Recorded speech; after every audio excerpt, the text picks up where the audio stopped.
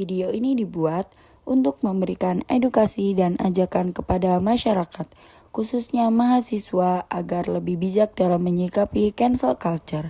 Dengan video ini, diharapkan penonton memahami bahwa tidak semua yang viral dan dibicarakan banyak orang benar-benar mencerminkan kebenaran. Islam mengajarkan pentingnya memeriksa sebuah kabar terlebih dahulu sebelum memberikan penilaian atau mengambil tindakan. Sikap terburu-buru bisa merugikan bukan hanya orang lain, tetapi juga diri kita sebagai penyebar berita. Di era digital seperti sekarang, media sosial telah menjadi ruang publik yang sangat cepat dan terbuka.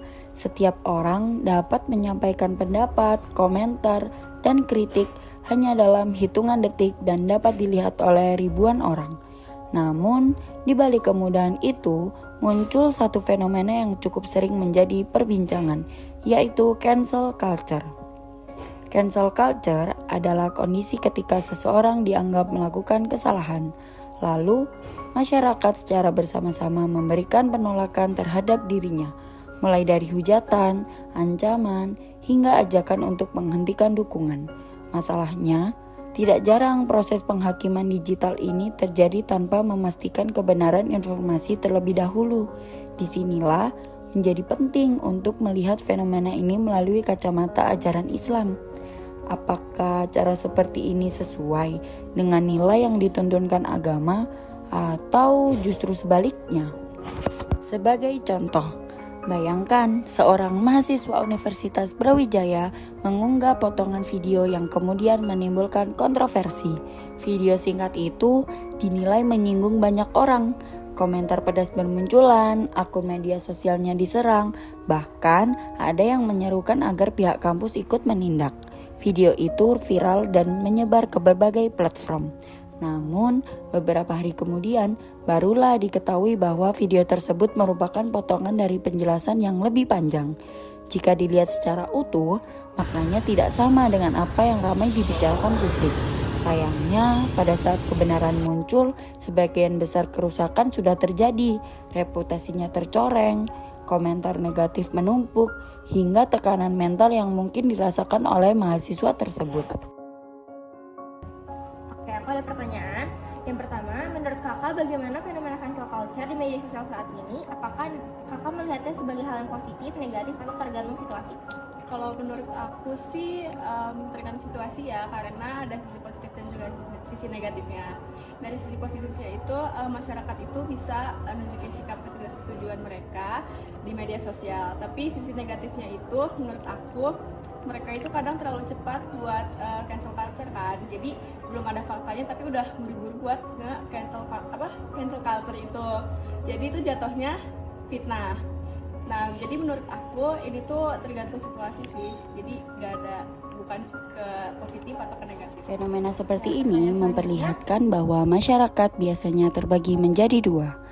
Di satu sisi, ada kelompok yang langsung bereaksi keras tanpa menelusuri kebenaran informasi. Mereka merasa tindakan cepat adalah bentuk pembelaan atas nilai moral dan sosial. Tapi di sisi lain, ada masyarakat yang mulai menyadari bahwa cancel culture kerap tidak adil karena menghukum seseorang sebelum ia diberi kesempatan menjelaskan atau membela diri. Tekanan psikologis, rasa malu, gangguan emosi, atau bahkan menarik diri dari lingkungan sosial seringkali menjadi dampak nyata yang dialami oleh korban cancel culture. Karena itu, reaksi masyarakat yang tergesa-gesa seringkali justru memperburuk keadaan, bukan menyelesaikan masalah. Kesempatan untuk klarifikasi, apakah tindakan seperti itu selaras dengan ajaran Islam? Oke, kalau menurut aku ya, ini kita bahas tentang di agama Islam, dan menurut aku di agama lain juga diajarkan seperti itu. Kalau kita ngehakimin seseorang tanpa kita tahu kebenarannya dan kita nggak ngasih kesempatan untuk klarifikasi, menurut aku itu sangat salah karena itu termasuk ke dalam suudzon. Dalam ajaran Islam, Allah Subhanahu wa Ta'ala telah memberikan tuntutan yang jelas ketika menerima suatu informasi.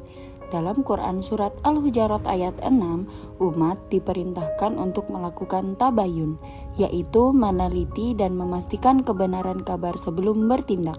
Selain itu, dalam Quran Surat Al-Hujurat ayat 11-12, umat juga dilarang mencela, mengejek, menggunjing, atau membuka aib saudaranya. Ini menunjukkan bahwa kritik dan nasihat boleh dilakukan, tetapi harus dengan cara yang menjaga martabat orang lain dan tidak mempermalukan di hadapan publik. Jika seseorang benar-benar berbuat salah, langkah terbaik menurut Islam adalah menegurnya dengan cara yang baik, sopan, dan lebih mengutamakan privasi. Dengan cara ini, tujuan perbaikan tetap tercapai tanpa melukai harga diri atau menghancurkan nama baik seseorang di ruang publik. Cancel culture seharusnya tidak menjadi alat untuk menjatuhkan, tetapi menjadi pelajaran bagi kita semua agar lebih berhati-hati dalam bermedia sosial dan tetap berpegang pada nilai-nilai Islam dalam menilai, menegur, dan mengambil tindakan. Nah, menurut Kakak Dera nih, bagaimana cara agar umat Islam lebih bijak dalam memilah informasi agar tidak terjebak ikut menghakimi tanpa fakta yang lengkap? Nah, menurut aku sendiri, cara yang tepat yang dapat kita lakukan untuk memilah suatu informasi itu dengan cara mencari tahu terlebih dahulu sumbernya itu berasal dari mana. Dan sebagai mahasiswa juga, kita tidak boleh langsung menilai suatu peristiwa tersebut tanpa adanya sumber yang jelas. Dan kita juga tidak boleh langsung menilai berdasarkan potongan video saja, seperti itu. Oke. Sebagai pengguna media sosial, kita perlu menyadari bahwa setiap komentar, like, dan share yang kita lakukan punya dampak nyata terhadap orang lain. Maka dari itu, ada beberapa sikap yang perlu ditanamkan. Yang pertama, jangan langsung percaya pada potongan informasi. Tonton, baca, dan pelajari isi informasi secara menyeluruh sebelum ikut menilai. Yang kedua, pikirkan dampak dari apa yang kita posting. Sekali komentar negatif tersebar, sulit untuk menarik kembali dan efeknya bisa panjang bagi orang lain. Yang ketiga, utamakan adab sebelum sikap. Islam mengajarkan untuk menegur secara baik, santun, dan lebih dulu dalam ranah pribadi jika memungkinkan.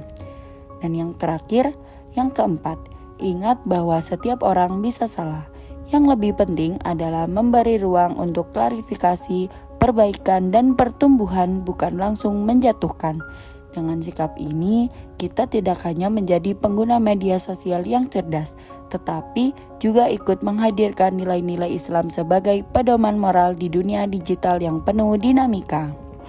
Apa menurut Anda di budaya cancel culture tuh kan kalau di Islam tuh ada namanya tabayun. Tabayun itu kayak double recheck gitu. Nah, apa di cancel culture itu kalau di Indonesia udah diterapin atau belum? Kalau menurut saya untuk di Indonesia itu belum. Karena kebanyakan dari orang Indonesia itu ketika tahu sesuatu berita dia langsung ngejudge, langsung ngatain orangnya itu tanpa tahu kebenaran lebih lanjutnya.